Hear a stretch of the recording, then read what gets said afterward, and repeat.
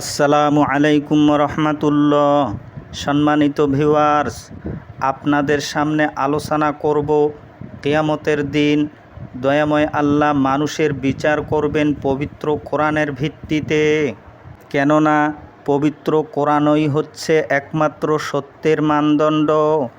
দয়াময় আল্লাহ বলেন সূরা আম্বিয়ার ৪৭ নম্বর আয়াতে, আমি কিয়ামতের দিন ন্যায় বিচারের মানদণ্ড স্থাপন করব, সুতরাং কারো প্রতি জুলুম করা হবে না।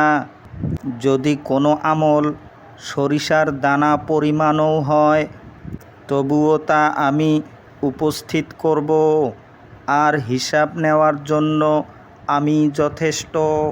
তাই হে দরদি, যে কথা কোরআনের সাথে মিলবে না সেটা কখনো সত্য নয়, সেটা নবীর নামে সাজানো গুছানো জাল হাদিস।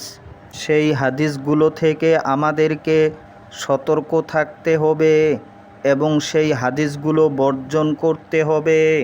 তা না হলে দয়াময় আল্লাহর ন্যায় বিচারে আমরা ধরা খাব। তাই আপনাদেরকে রিকোয়েস্ট করব, পবিত্র কোরআন দিয়ে সত্য মিথ্যার বিচার করবেন।